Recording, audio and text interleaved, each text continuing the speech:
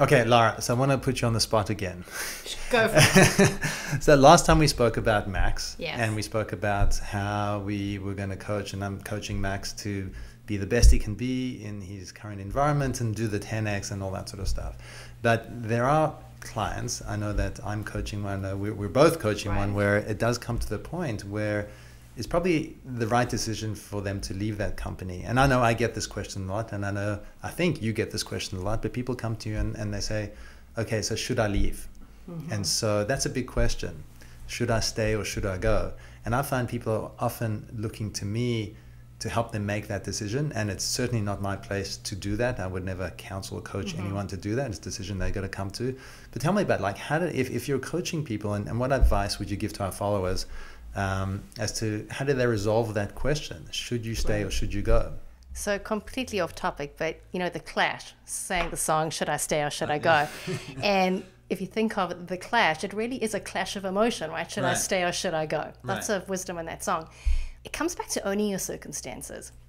So I think we've spoken in the past at length about acknowledging your personal circumstances, your professional circumstances, or at least identifying what they are, and then own it. Because if you can own that your life is in a place that you need certain structure, or you're financially in a place that you can afford the risk but aren't taking it, so just know what those circumstances are, and we've discussed leaning in. So that's part one. Yeah. But the other part is, as you look at people getting stuck in this cycle of do nothing, yes. Right? And to your point, we both have clients, peers, partners in our past who have been stuck in this indecisive mode. A message they don't like to hear, which is a message they need to hear, is the do nothing plan is a decision. Right. And it's very painful for them to hear that choosing to kind of stay stalled, you have chosen to stay. You have chosen to remain in it's a not fair situation, for lack of a better description, that unless you take that first step, the journey ain't happening. Right. And so coming back to Max or to others who we've worked with, where they're asking now, should I go or should I stay? As you correctly said, only each of us can make our own choices. But it's going back to helping them to get to a place of identifying what's standing in the way. Because if they can understand, if it's fear, if it's perceived financial, whatever it is, if they understand that, they'll be much better off to make an educated decision to go or stay, right? But that I still see as a stalling, not really wanting to acknowledge what those factors are. And that's the courage part. Yeah, so let me ask you, so as you're speaking, like, how much do you believe this weighs in this concept? So there's a concept, usually when it comes to financial terms or scenarios, of sunk cost. And people have this bias that once you've invested a certain amount of money, you have a hard time walking away from that. But there's an economic principle which I think is really wise, and I try and apply this at every point that I can. That's essentially sunk cost is sunk cost. It doesn't matter the investment that you've made to this point, is would you today make that investment go forward? So if you think about shares, for example, so if you buy a certain share in the stock market and it goes down, so people hang on to those for too long. It's because they've made that investment, they're sort of committed to that. But in reality, it should be, no, every day you should make a decision, not factoring in the transaction cost, which today is very cheap in buying or selling shares, but you should almost make that decision every day. Would I invest in this? Because it doesn't matter the sunk cost component from that principle. So how much does that weigh in? And is this advice or a question you would ask somebody where they've invested in their job and in the situation that they're in, but is it fair to ask somebody, okay, so if you had the option and you were applying for this job, would you take it? Like, is this a job that you would take today if it was on the table, or would you be looking for another job? Right. You phrased it very well, sunk costs, and I like that. I think we're missing out a gap though, because that individual who's stuck in the do nothing cycle, the stall. The scenario of would you take this role or would you be part of this new business venture, they can typically give you a response to. The issue is they're not taking a step to create momentum to put themselves into that scenario.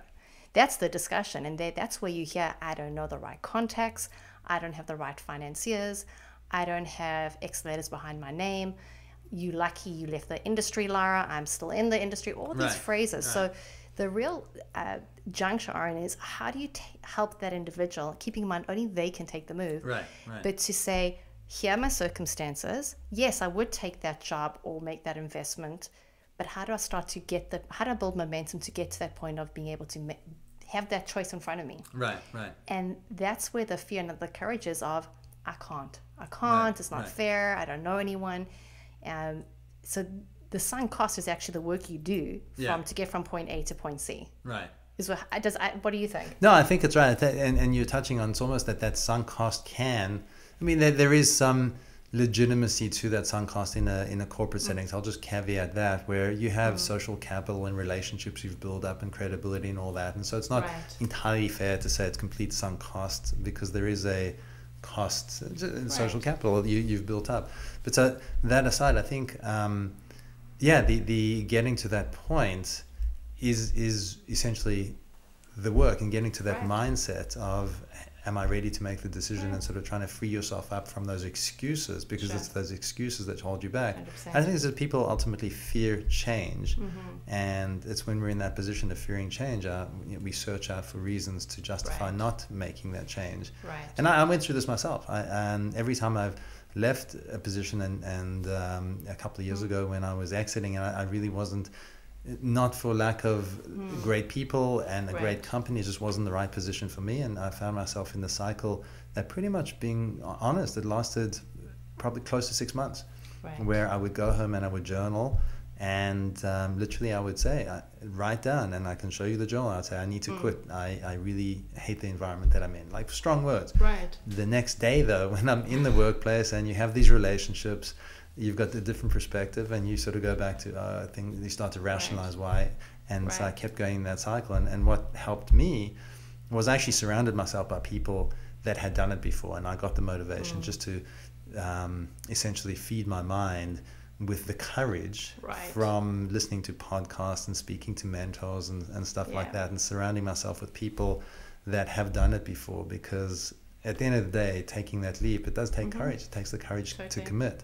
So I think, I'm sort of going off topic a little bit, but I think 100%. As you're speaking, that's what's coming to mind for me. It is, and I think if we link it to, and we've both firstly spoken at length in previous sessions about our choices to leave pretty safe, secure setups, to risk it all and have an owner's mentality. And so we've walked this path, and we know firsthand these emotions and the mind games that can play on you. But to put into real-time language of a Bedrock principle, dust or diamond, right? We talk about dust or diamond. What does pressure do to you? Right. So literally real time, my husband and I have made various property investments. Oh, yes. All right. And we've been very fortunate in homes we've owned, our primary residence, we've done very well on. My husband loves to renovate. And I often have friends saying to me, oh, you guys have done great. That you're so lucky. Your husband does this or that. The truth is, we've put everything in and have literally run very close to the end. And currently the market did a change in us. We bought when the market, everything was flying at, multiple offer scenarios. And I had in my mind the profit line we needed. I had pulled money out of a savings piece. I needed tax. I had this whole perfect plan on how beautiful it was going to go. And it came down to it, and we couldn't get an offer on anything. Right. And your comment on sunk costs, it's again, you in it, it's a dust or diamond moment, because not only would we maybe not make the profit, we could have lost significant dollars that really were not kind of speculative cash, right? And you have to make a decision, right? And in that moment, that decision, whatever's happened, is past. It's real time. Here are my circumstances. Let's own it. What do we do with it? And we all have these moments every day, right? These dust or diamond moments, whether it be about leaving a job, whether it be about how we parent children, whether it be about financial investments. And it really is just understand the circumstances, figure out what you need to do to get the best possible outcome, have courage to commit, and just do it. And that is very hard. Back to the store. Right.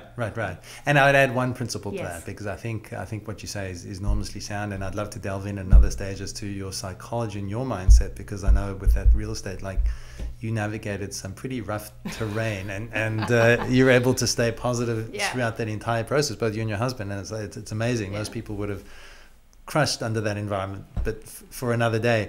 But what I was coming back to is, I think there is notions that we have to sort of build ourselves up to have courage to commit, but there's also a safe way, almost a soft landing, and this is what we coached someone to do, where essentially they were not happy.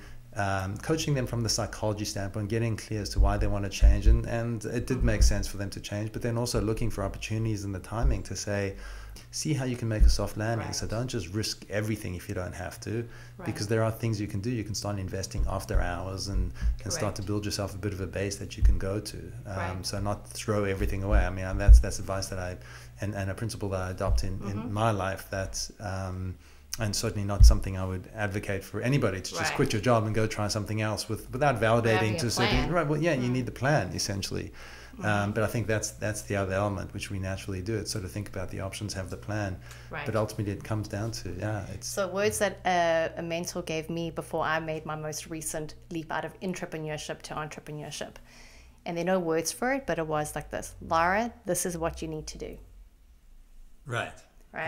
And I've learned that every day, that it doesn't have to be an all or nothing move. And I think that's the soft landing we were referring to. Yeah, exactly. And doing it with a healthy mindset, where we've said this a lot of times to people, that make sure you're going to an opportunity and not running from something. Right. So it's back to that discussion about Max. It's getting clear and getting comfortable and doing the best job and owning your circumstance that you're in, and then finding something else that's better and a reason to go to it. So don't run away from something because you hate your job or this or that, because it just puts you in the wrong mindset. Back to be an owner, don't be owned. That's great.